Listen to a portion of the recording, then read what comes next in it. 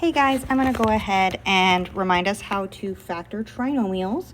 These ones are all going to have an a value of 1, so we don't have any number in front of our x squared here.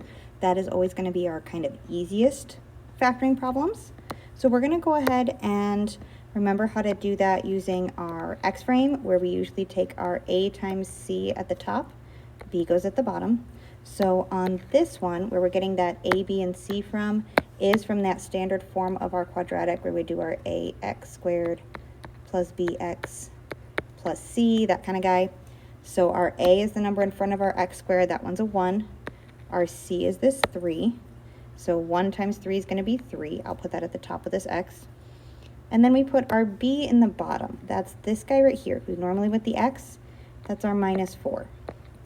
And what we use this kind of x frame for is to help us figure out a pair of numbers that's going to multiply to make 3 and add to make negative 4. Now when our top number is positive, that means they're going to have the same sign, so they're either both going to be positive or both going to be negative. If the bottom number is negative, we know that they both have to be negative.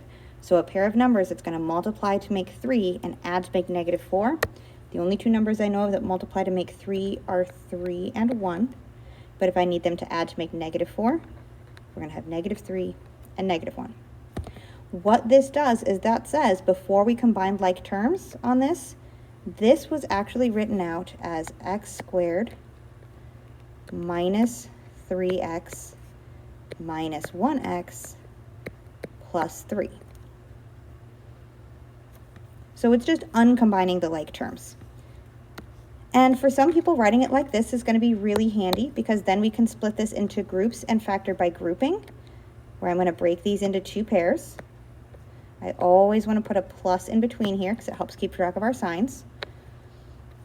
So then we could write this when we're taking a greatest common factor out of this first term. I could rewrite this as x times x minus 3. That would be what's left over. And this second term over here, I would take a minus 1 out times our x minus 3. What that lets me do is that lets me take this x minus 3 out kind of like its own little GCF. It's going to go out in front. Our greatest common factor is going to be x minus 3. And then those two leftover bits, our x and the minus 1, make up the other factor. So you can either do this with our factoring by grouping, which is how we do here, or what's actually kind of cool about when we have an a value of 1, this minus 3 is right there, and this minus 1 is right here. So when our a value is 1, we actually only need these two numbers. So let's do that again with number 2. And this is again from page 9 in the workbook, or in your notes packet. So if we make another x here, again, I'm going to put a times c at the top, b goes at the bottom. My a value is the number in front here, so it's a 1.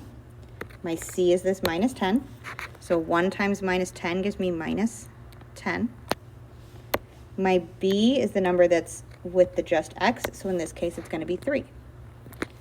So what we're looking for this time is a pair of numbers that's going to multiply to make negative 10 and add to make 3. So if it's multiplying to make a negative number, that means one of them is going to be negative and one of them is going to be positive. So on this side, we might have a negative number, and on this other side, we'll have a positive number. These kinds of ones are sometimes tricky to think about.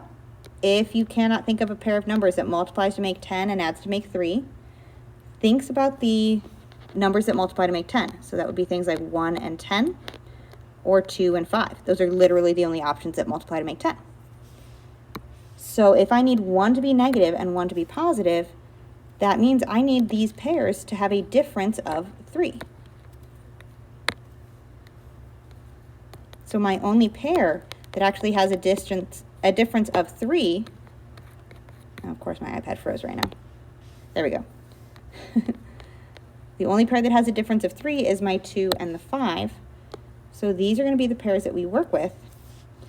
And if I need them to add up to be a positive 3, that means I need my bigger number to be positive. So we're going to have a positive 5 and a negative 2. 5 times negative 2 will give me negative 10, and 5 plus negative 2 will give me 3. So I could go the way I did over here and do my factoring by grouping, but I also know since my a value is 1, I can take the two numbers that are in my x frame over here, these two guys. I'm going to wind up with my x minus 2 and my x with a positive 5, so I'm going to put plus 5. So when our a value is 1, we can take this kind of shortcut where I don't have to put it through a box or put it through factoring by grouping or do much of anything else. I just need these numbers here. So that gives us 1 and 2, which don't have a values, are a little bit simpler, and all that jazz. So there will be more videos with the rest of the questions, so keep watching and let me know if there's anything I can do to help.